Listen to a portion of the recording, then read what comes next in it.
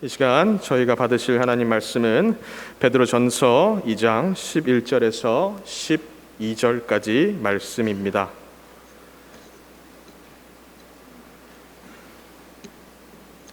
사랑하는 자들아, 거류민과 나그네 같은 너희를 권하노니 영혼을 거슬러 싸우는 육체의 정욕을 제어하라. 너희가 이방인 중에서 행실을 선하게 가져 너희를 악행한다고 비방하는 자들로 하여금 너희 선한 일을 보고 오시는 날에 하나님께 영광을 돌리게 하려 함이라. 아멘. 이는 살아계신 하나님의 말씀입니다. 이 시간 담임 목사님께서 감동을 주는 그리스도인이란 제목으로 말씀 전해주시겠습니다. 많은 은혜 받으시기 바랍니다. 우리 옆에 분들과 함께 인사하도록 하겠습니다. 감동을 주는 그리스도인이 됩시다. 감동을 주는 그리스도인이 됩시다. 사랑하는 성도 여러분, 여러분은 인생을 살아가면서 누군가를 감동시킨 적 있으십니까? 내가 만약에 누군가에게 감동을 준 적이 없다면 내가 잘 살고 있는 것인가 하는 것을 한번 깊이 생각해 봐야 합니다. 인생을 살아가는 데 있어서 누군가에게 감동을 주고 또 영향력을 끼치고 살아간다는 것은 참 중요한 일이죠. 근데 누군가에게 감동을 주지 못했다라는 이야기는, 누군가에게 영향력을 끼치지 못했다라는 이야기는 우리의 삶이 어쩌면 잘 살아가지 못하고 있는구나 하는 그런 생각을 하게 만들지도 모릅니다. 오늘 본문에 보니까 베드로가 성도들을 향해서 이렇게 부릅니다. 사랑하는 자들아. 제가 설교를 하기 전에 종종 이렇게 인사를 하죠. 새벽 기도 때나 금요 예배 때 제가 처음에 설교를 시작하면서 주님의 이름으로 사랑하고 축복합니다, 이렇게 이야기를 하고 선언을 하고 선포하고 시작을 합니다. 한 번은 한 성도님께서 저에게 찾아오셔서 그러시더라고요. 목사님, 그 말이 전 너무 좋습니다.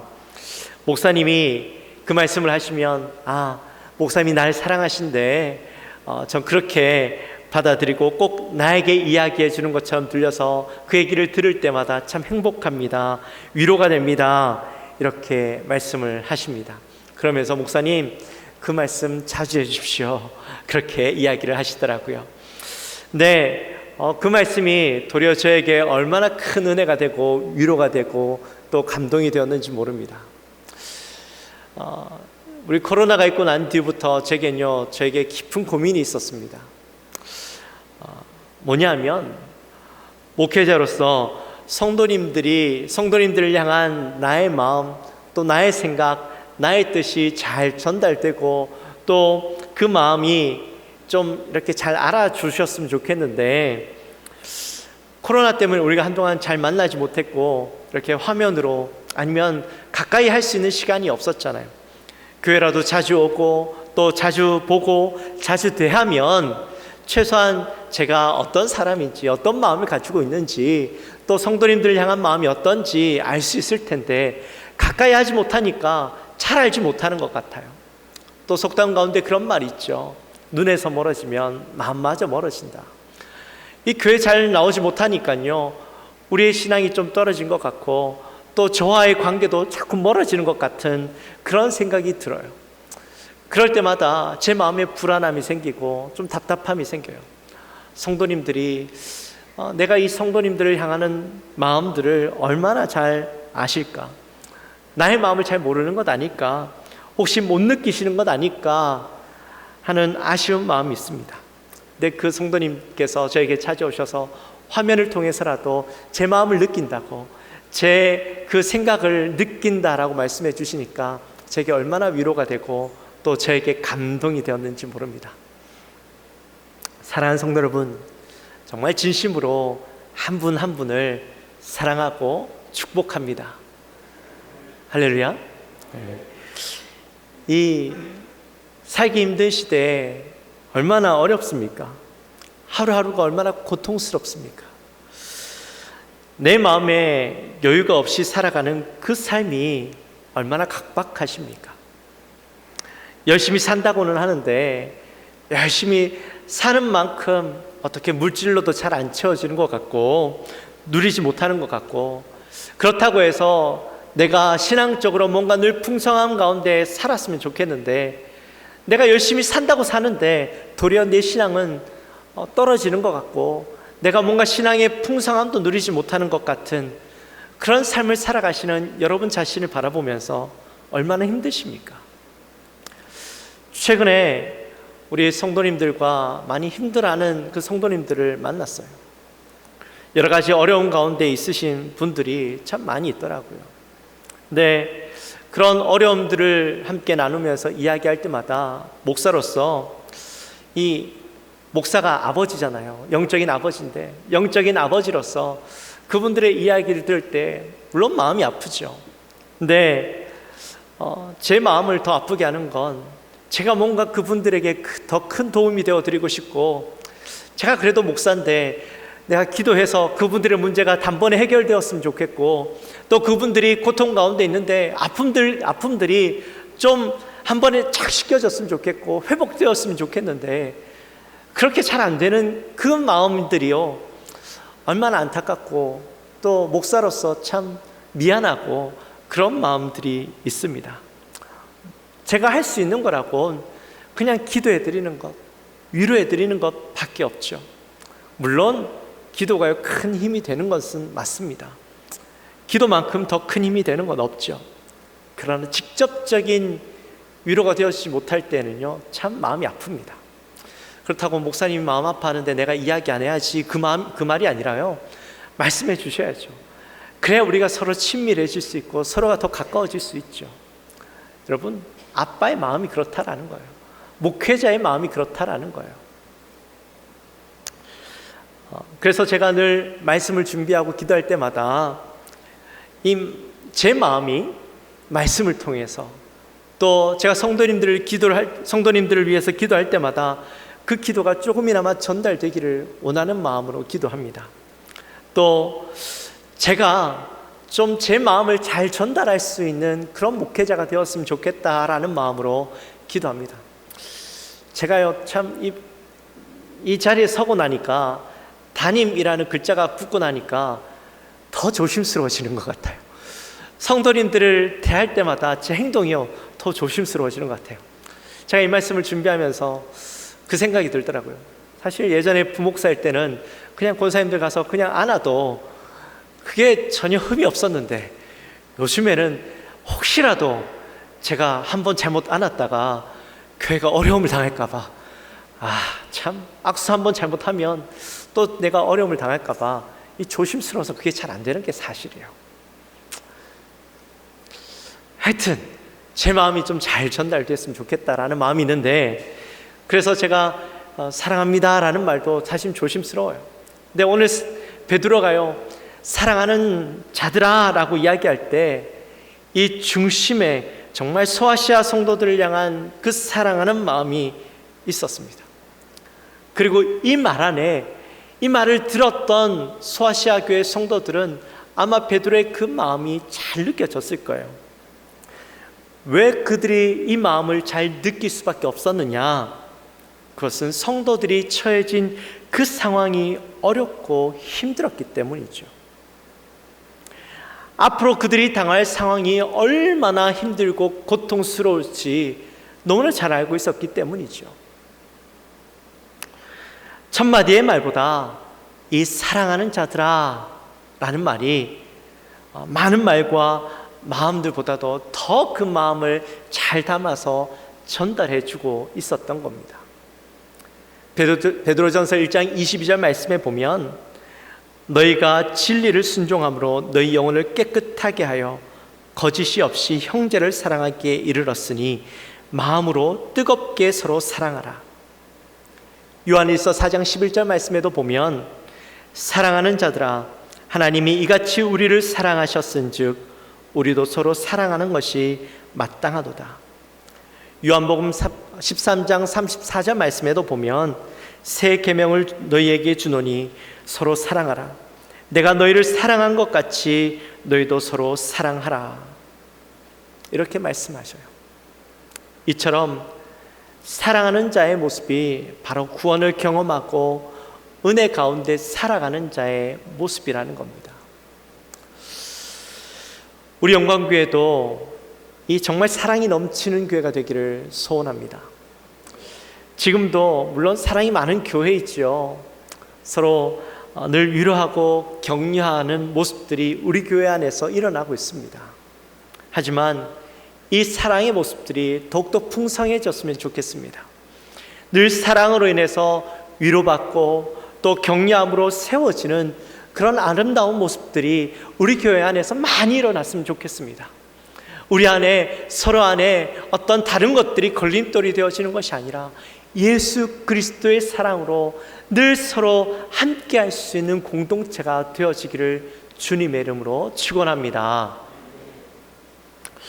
베드로가 이 소아시아 성도들을 향해서, 소아시아 교회 성도들을 향해서 사랑하는 자들아라고 이야기하고 난 뒤에 그 다음 뭐라고 이야기하냐면 거류민과 나그네 같은 너희라고 그들을 이야기하죠. 베드로가 나그네라는 표현은 베드로전서에서 잊혀지만 하면 이야기하고 또 잊혀지만 하면 또 나그네라고 부르는 것을 보게 됩니다. 여러분, 베드로가 왜 이렇게 나그네라고 여러 번 재차 강조하며 이야기하는 것일까요? 아마 이 우리의 정체성이기 때문에 거기에 대해서 너희가 잊지 말라고 계속해서 이야기하고 있는 것이겠죠. 여러분, 우리는요 연약해서 순간적으로 실수하고 순간적으로 우리는 잃어버릴 때가 많습니다.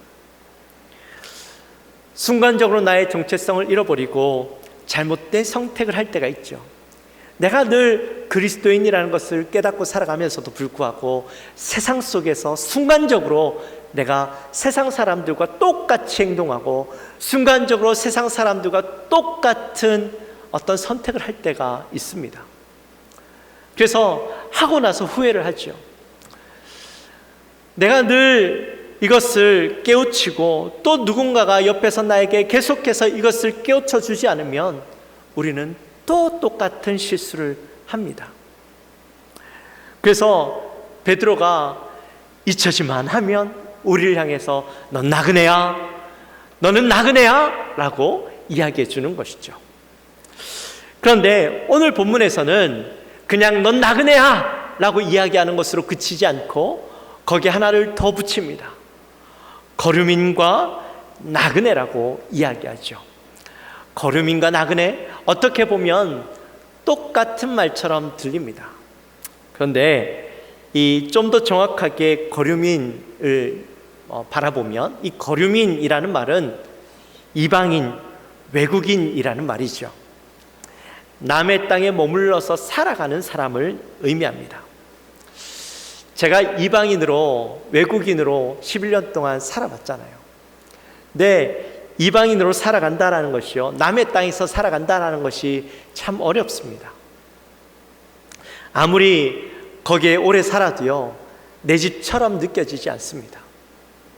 전혀 다른 문화, 다른 언어 속에서 살아간다는 것이요, 늘 내 마음 한구석에는 나는 여기가 내 집이 아니지. 또 늘 마음 한구석에는 불편한 또 불안함들을 가지고 살아가게 만듭니다. 우리가 지난주에 함께 나눈 말씀 여러분 혹시 기억하십니까? 우리 지난주에 뭐에 대해서 나누었죠? 네, 본캐와 부캐에 대해서 함께 나누었죠. 우리 그리스도인의 본캐는 뭐라고 했습니까?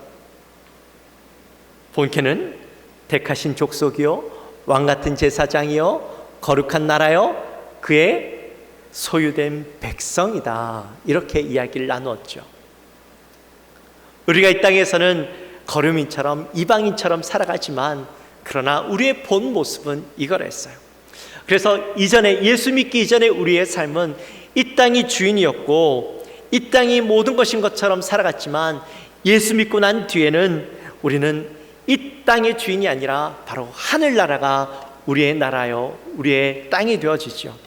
그래서 이제는 예수 믿고 난 뒤에 우리의 삶은 이 땅이 내 땅 같지 않고 내 땅처럼 여겨서도 안 되는 거죠. 우리는 늘 이 땅 가운데서 외국인처럼 이방인처럼 언젠가는 떠날 사람처럼 살아가야 된다라는 겁니다. 근데 베드로가 왜 이방인이라고 나그네라고 강조하냐? 그 이유는 바로 우리 안에 있는 육체의 정욕 때문입니다. 여러분, 우리가요, 이방인, 오늘 성경에 나와 있는 거류민 또 나그네에 대해서 오해를 합니다. 제가 베드로전서를 설교하면서 제일 처음에 1장 1절 설교하면서 노래를 불렀죠. 어떤 노래를 불렀습니까? 네. 인생은 나그네 길 어디서 왔다가 어디로 가는가, 이렇게 노래를 불렀죠. 그렇죠? 근데 그 가사 가운데 어떤 내용이 있었어요? 정처 없이 흘러가는 인생을 나그네 인생이라고 했어요. 근데 사실 나그네 인생은 그렇지 않아요. 이방인과 나그네들은요, 목적이 있습니다. 분명한 목표가 있습니다.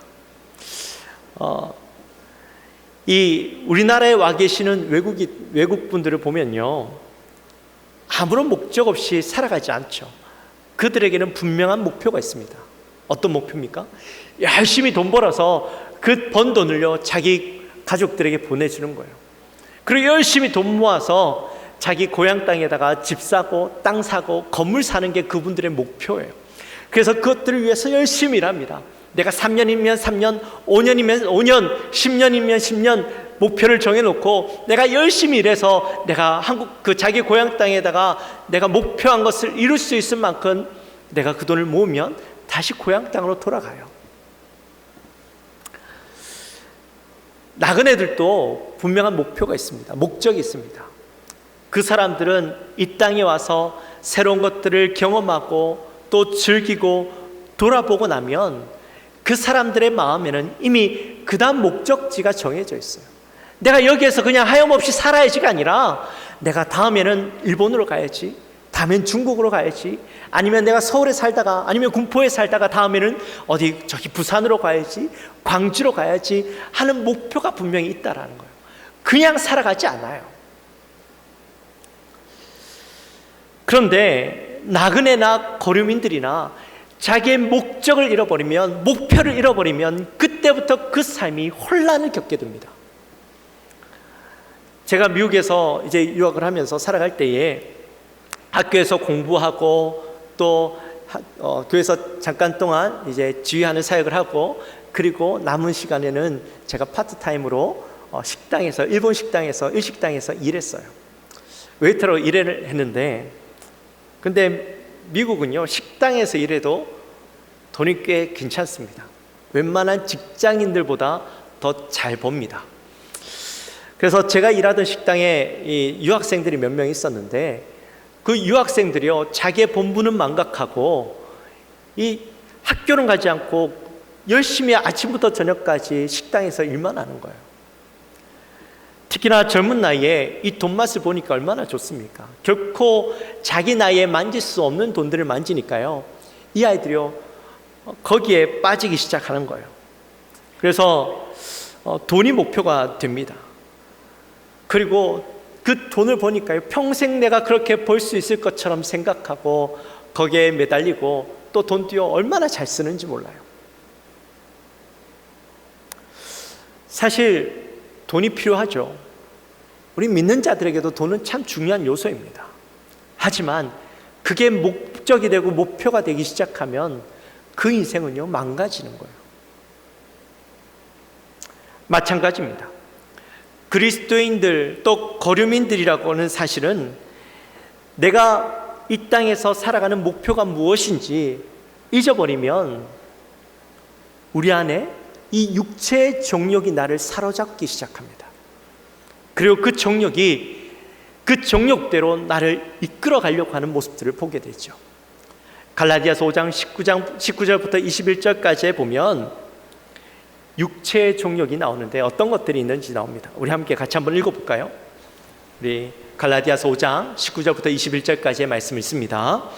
육체의 일은 분명하니 곧 음행과 더러운 것과 호색과 우상 숭배와 주술과 원수 맺는 것과 분쟁과 시기와 분냄과 당 짓는 것과 분열함과 이단과 투기와 술 취함과 방탕함과 또 그와 같은 것들이라. 전에 너희에게 경계한 것 같이 경계하노니 이런 일을 하는 자들은 하나님의 나라를 유업으로 받지 못할 것이요. 아멘. 자, 우리 안에요 이런 육체의 정욕들이 있는데 그 육체의 정욕들이 우리의 마음을 빼앗으면 그 다음 어떤 결과가 일어난다고요? 하늘나라의 유업을 받지 못한다라는 겁니다. 여러분, 육체의 정욕이요 얼마나 무서운 존재인지 모릅니다. 물론 그것은 실체가 있는 존재는 아니죠. 우리 안에는 두 마음이 존재합니다. 하나는 우리 안에 내주하시는 성령님께서 주시는 마음이 있고, 또 다른 한 마음은 마귀가 주는 마음이죠. 다른 말로 이야기하면 우리 안에 있는 악한 본성에서부터 나오는 악한 일을 행하고자 하는 그 마음이 있습니다. 다른 말로는 육체의 정욕이라고 할 수 있겠죠. 네, 이 두 마음이 우리 안에 있는데, 사실 우리가 그리스도인이 되고 나면 하나님께서 우리의 마음 가운데 어떤 인간적인 마음은 내어버리고 악한 마음들을 내어버리고 내 마음 가운데 하나님의 마음, 성령께서 주시는 마음만 딱 머무르게 하면 참 좋으실 텐데, 하나님께서 여전히 우리 마음 가운데 그 다른 마음도 남겨두셨어요. 그래서 예수 믿고 나면 우리 안에 있는 이 두 마음이 전쟁을 하게 됩니다. 우리의 마음이 늘 전쟁터와 같은 삶을 살게 됩니다. 야고보서 4장 1절 말씀에 보면 너희 중에 다툼이 어디로부터 나느냐? 너희 지체 중에서 싸우는 정욕으로부터 나는 것이 아니냐? 우리가 싸움을 할 때에 외부로부터 싸우는 것이 아니라 우리 내부에서부터 싸움이 시작되어집니다. 사실 싸움이라는 것이요, 거는 사람이 있죠. 네, 거는 사람이 있어도 받아주는 사람이 없으면 사실 싸움이 될 수 없습니다. 부부싸움이 그렇죠. 부부싸움을 하다 보면 항상 거는 사람이 있습니다. 원인 제공자가 있습니다. 싸움을 하도록 만드는 사람이 있습니다. 그러면 이 싸움을 거는 사람이 아무리 싸움을 걸어와도 여기에 반응하지 않으면 어때요?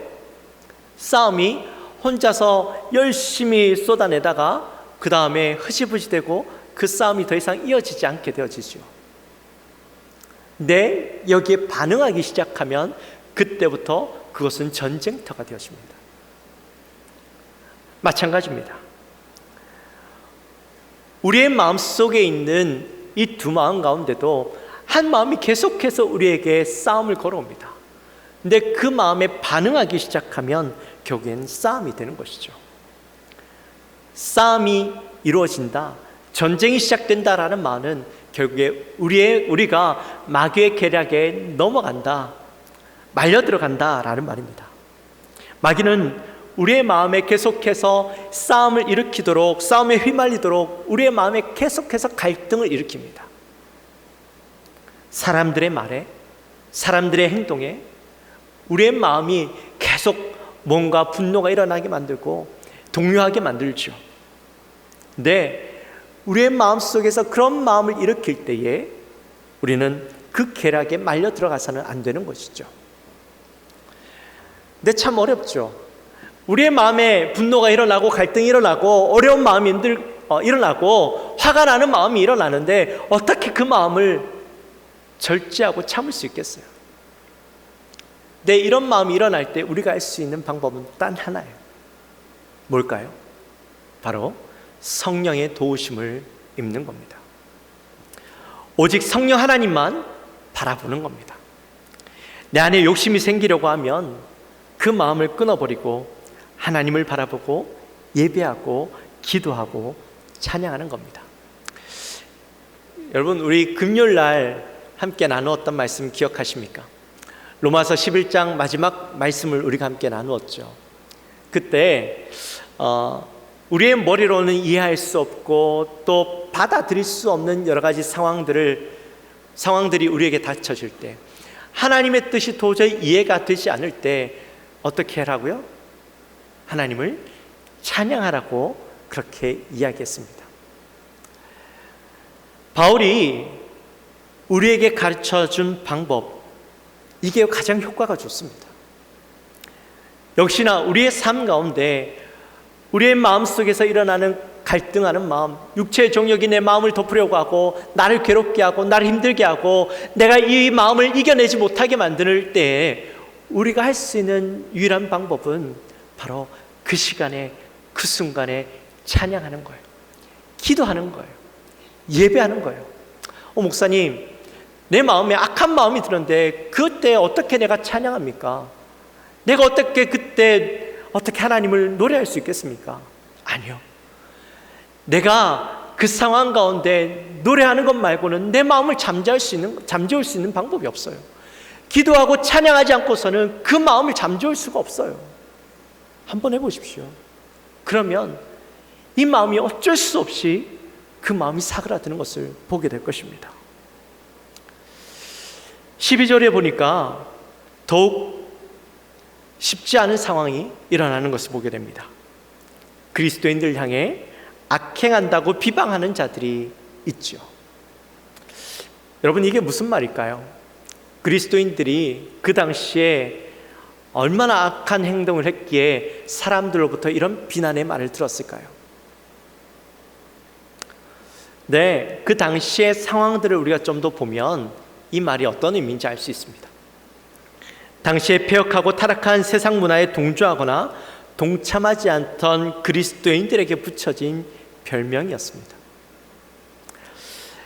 당시에 그리스도인들에게 붙여져 있는 이 낙인들이 굉장히 많았습니다. 그리스도인들이 서로 형제 자매라고 부르죠. 우리도 우리 성도님들을 향해서 형제님, 자매님 이렇게 부르죠. 근데 사람들이 그 모습을 보고요, 이 남녀가 모여서 함께 근친상간한다, 그렇게 오해를 했답니다. 그리고 성찬식을 하는 것을 보고, 그 당시에는 매주일마다 모이면 이 성찬식을 행했는데, 성찬식을 행할 때에 사람들이 사람 고기를 먹고 이 사람들이 동물의 피를 먹는 집단이다, 이렇게 비난을 했다라는 것이죠. 당시에 로마에는 많은 신들이 있었습니다. 우상들을 숭배하는 자리가 많이 있었습니다. 그런데 그런 자리에 그리스도인들이 잘 참석하지 않았어요. 공식적인 종교 행사들이 많이 있었는데 어쩔 수 없이 가야 함에도 불구하고 그 자리에 참석해 보니까 이 공식적인 종교 행사인데 벌어지는 일들은 술 파티가 벌어지고 온갖 음란한 행위들이 그곳 가운데서 이루어지는 거예요.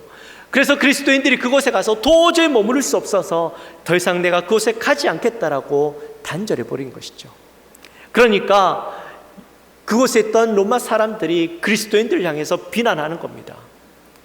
독선적이라고, 배타적이라고 그렇게 비난하면서 온갖 나쁜 이름들이 그리스도인들에게 붙여지기 시작했던 것이죠. 근데 여러분, 누가 악을 행하는 자들이고 누가 비난받아야 하는 자들입니까? 오늘날에도 그리스도인들을 향한 비난은 여전히 계속되고 있습니다. 물론 그리스도인들이 비난받을 만한 행동을 했을 때는 비난받아야죠. 우리의 잘못 때문에 당하는 비난은 어쩔 수 없습니다. 하지만 여전히 우리가 비난받지 않아야 할 일들 가운데서도 비난받고 있어요. 가장 기본적으로 예수가 진짜 구원자라고, 우리가 구원받는 길은 오직 예수 믿는 일밖에 없다고, 다른 신들에게는 구원이 없다라는 사실들을 선포할 때에 사람들은 교회를 향해서 여전히 배타적이라고, 너그럽지 못하다고, 독선적이라고, 포용성이 없다라고 이야기합니다. 동성애자, 성소수자에 대해서도 그렇습니다.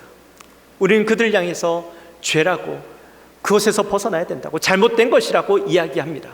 그러면 사람들은 그들의 성적 지형을 인정해 주지 않고 왜 받아주지 않느냐고, 왜 그렇게 반대하느냐고, 다른 사람들의 자유에 대해서 왜 그렇게 침범하고 나쁘다라고 이야기하냐고 이야기합니다. 술 먹지 않고 즐길 줄 모르고 고지식하게 산다고 그리스도인들을 향해 비난합니다. 조롱합니다. 매 주일마다 교회에 가고 바쁜데도 쉬지 않고 예배드리고 봉사한다고 살아가는 그 삶을 한심하게 느낍니다. 안 그래도 빠듯하게 살아가는 삶인데 11조 내고 감사헌금하고 온갖 헌금을 하면서 다 갖다 바치는 우리를 향해서 바보라고 이야기합니다. 여러분, 정말 우리가 바보일까요? 여러분 어떻게 생각하십니까?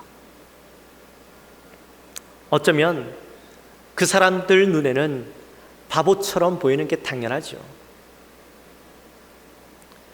그 사람들은 그게 뭔지 모르니까, 우리가 받은 사랑이 얼마나 큰지 모르고 우리가 누리는 은혜가 얼마나 큰지 모르니까 그 사람들 눈에는요 그렇게 보일 수밖에 없어요. 비난하는 것이 당연해요. 조롱하는 것이 당연합니다. 아무리 우리가 그 사람들에게 설명해줘도 그 사람들은 이해할 수 없어요. 이미 우리와 그들은 생각이 너무나도 다릅니다. 그 중심이 너무나도 다릅니다. 이것들을 바라보는 시각이 너무나도 다릅니다. 그래서 우리가 설명할 수 없고 그들을 이해할 수 없어요. 이해시킬 수가 없어요. 도리어 그것들을 이해시키려고 하면 할수록 우리 안에 갈등이 일어날 수밖에 없죠. 자, 그렇다면 이 문제를 우리는 어떻게 해결할 수 있을까요? 12절에서 바울은 우리에게 이렇게 권면합니다. 행실을 선하게 가져 너희 선한 일을 보고 오시는 날에 하나님께 영광을 돌리게 하라. 제가 말씀을 줄였어요.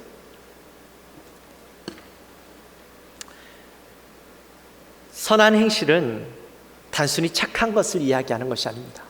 착한 행동을 하라, 그런 의미가 아니에요. 물론 착한 행동 해야 되겠죠. 근데 여기에서 이야기하는 선한 행실은 중심에 있는 따뜻하고 겸손하고 진실한 모습을 의미합니다. 처음에 우리가 가지고 있는 그 모습을 사람들은 보지 못합니다. 우리 중심에 무엇이 있는지 깨닫지 못합니다. 우리의 마음을 이해하지 못합니다.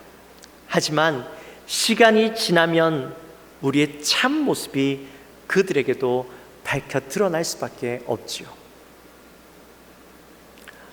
거짓된 사람은 시간이 지날수록 그 거짓된 것이 드러납니다. 처음엔 잘 감추고 있더라도 나중에는 그 거짓된 모습이 드러날 수밖에 없어요. 척하며 살아가는 사람들 있죠. 척하는 사람들도 처음에는 다 속습니다. 근데 나중에는요 다 알게 돼요. 드러납니다. 마찬가지로 진실한 사람은 시간이 지날수록 그 진실함이 드러납니다. 숨겨질 수 없습니다. 그리스도인들은 시간이 지날수록 그 중심에 있는 진실함, 따뜻함, 겸손함, 사랑이 드러날 수밖에 없는 것이죠. 그리고 그 진실함 때문에 세상 사람들은 감동을 받습니다. 왜냐하면 그리스도인들 그 중심에서부터 우러나오는 그 모든 것들이 바로 예수 그리스도의 모습이요 예수 그리스도의 마음이기 때문입니다. 그리스도를 닮은 사람은 세상에 감동을 줄 수밖에 없습니다. 그리고 그 모습을 통해서 예수를 알지 못하던 사람들이 예수를 믿는 역사들이 일어납니다. 원래 그리스도인이라는 이름이 좋은 뜻이 아니었습니다. 원래는 비난하고 조롱하는 말이었습니다. 그리스도인이라는 말이 원래는 안디옥 교회에서부터 나온 이야기였죠. 안디옥에 있는 사람들이 그리스도인들을 향해서 그리스도인들이라고 비난하고 조롱했는데 그리스도가 어떤 사람이었습니까? 스스로 왕이 되려고 하다가 십자가에 못 박혀 비참한 죽임을 당했던 사람이었죠. 근데 그를 따르는 자들이라고 비난하고 조롱했습니다. 그런데 시간이 지나고 나서 그리스도인이라는 이름은 더 이상 조롱과 비난의 이름이 되지 못했습니다. 왜냐하면 그리스도인들이 자신의 삶을 통해서 그리스도가 살아갔던 그 삶을 직접 살아내므로 그리스도가 어떤 분인지 그들의 삶을 통하여서 나타내 보여주었기 때문입니다. 그리스도가 비난받고 조롱받아야 될 뿐이 아니라 이 땅 가운데 메시아로 낮아지시고 우리를 사랑하심으로 자기의 목숨을 내어주시고 죽기까지 사랑하셨던 분이 바로 예수 그리스도라는 사실을 그들의 삶을 통해 나타내므로 그들의 삶, 그리스도인들의 삶을 본 사람들은 그리스도를 믿게 되어지고 안디옥 가운데 놀라운 부흥의 역사가 일어날 수밖에 없었던 것이죠.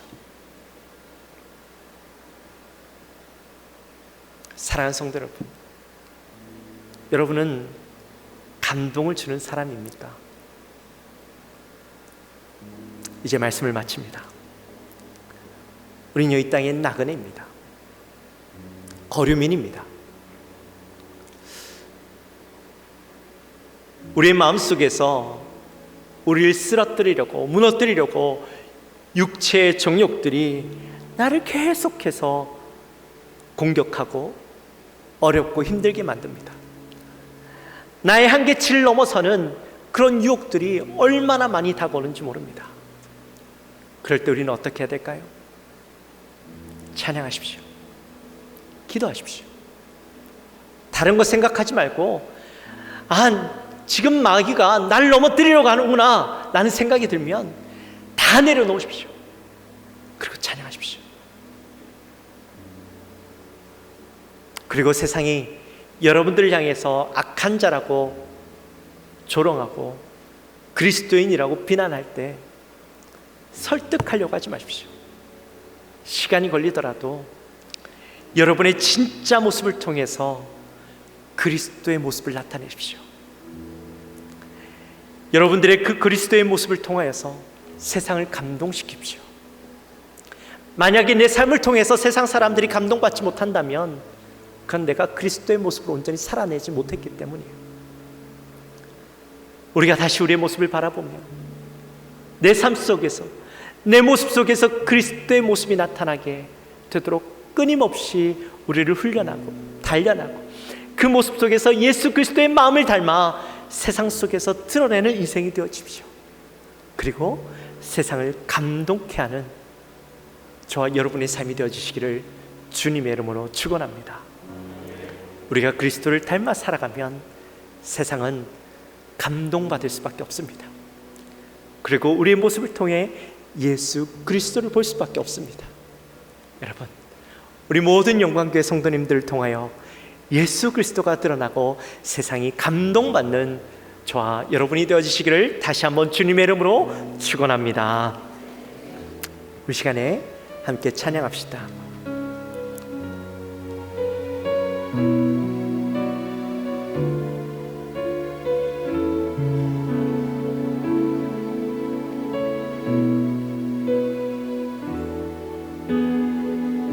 하늘의 영광을 다 버리고 하늘의 영광을 다 버리고 낮은 이곳에 내려오신 주 죽기까지 나를 사랑하신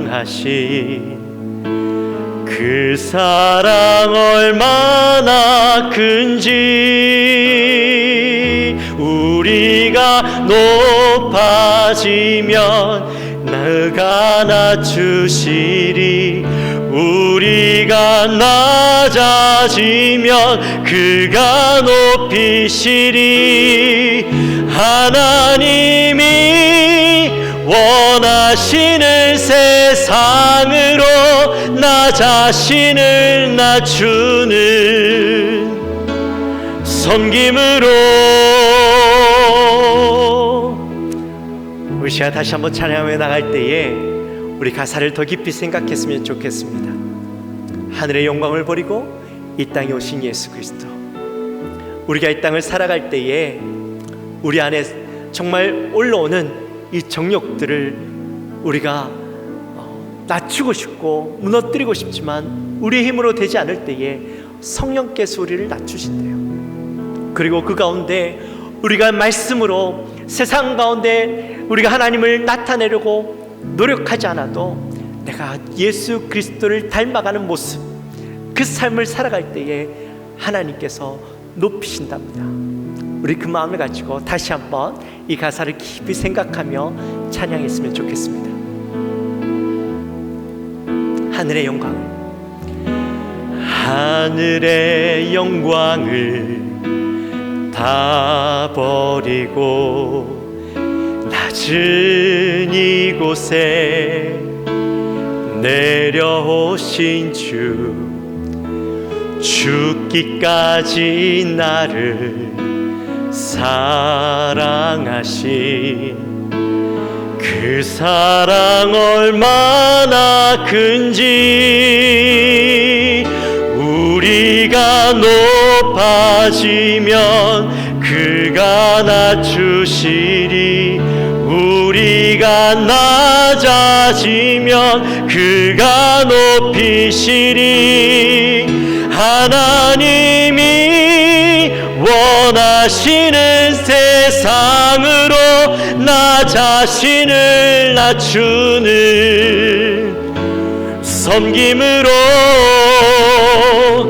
내 발을 닦아주사 먼저 섬기시고 서로 사랑하라고 말씀하시었네.